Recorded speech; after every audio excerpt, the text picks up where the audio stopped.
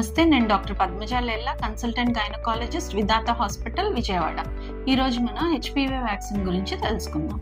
HPV vaccine అనేది cervical cancer రాకుండా ముందుగానే వేసుకునే వ్యాక్సిన్. అది ఇప్పుడు మనకి ఇండియాలో కొన్ని బ్రాండ్స్ అవైలబుల్గా ఉన్నాయి. గార్డాసిల్, సర్వీరాక్స్ అనే బ్రాండ్స్ అవైలబుల్ ఉన్నాయి. ఇవి రెండు రకాలుగా వస్తాయి, నానోవాలెంట్, టెట్రావాలెంట్.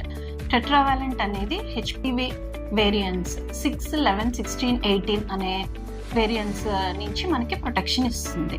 నానోవాలెంట్ అనేది 9 రకాల వేరియంట్స్ నుంచి ప్రొటెక్షన్ ఇస్తుంది. హెచ్పివి 6, 11, 16, 18, 31, 32, 45, 52, 58 అనే వేరియంట్స్ నుంచి ప్రొటెక్షన్ ఇస్తుంది. ఇది ఆడపిల్లలకి మాత్రమే వేయాలా లేకపోతే మగపిల్లలకి వేయాలనే సందేహం అందరిలో ఉంటుంది. ఇది మగపిల్లలకు కూడా వేయాల్సిన అవసరం ఉంటుంది. ఎందుకు అంటే హెచ్పివి వైరస్ అనేది ఒక సర్వైకల్ క్యాన్సర్ మాత్రమే కారణం కాదు, ఇంకా హెడ్ అండ్ నెక్ ట్యూమర్స్ లాంటివి, పెనైల్ క్యాన్సర్స్, జెనైటల్ వాట్స్ లాంటివి కూడా కాజ్ చేస్తుంది. కాబట్టి మగపిల్లలకు కూడా వేయాల్సిన అవసరం ఉంటుంది. ఇది ఏ ఏజ్లో వాళ్ళకి వేయాల్సి ఉంటుంది అంటే 9 నుంచి 14 సంవత్సరాల లోపు వాళ్ళకి 2 డోసులు ఇవ్వాల్సి ఉంటుంది. 0-6 మంత్స్ గ్యాప్లో ఇవ్వాల్సి ఉంటుంది.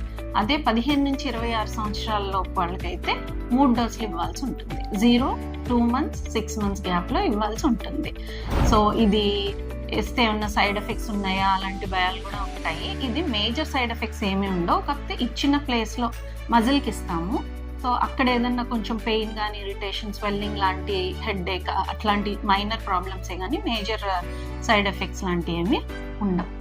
ఈ వ్యాక్సిన్ కొన్ని కంట్రీస్లో ఫ్రీ ఆఫ్ కాస్ట్ అవైలబుల్ ఉంది.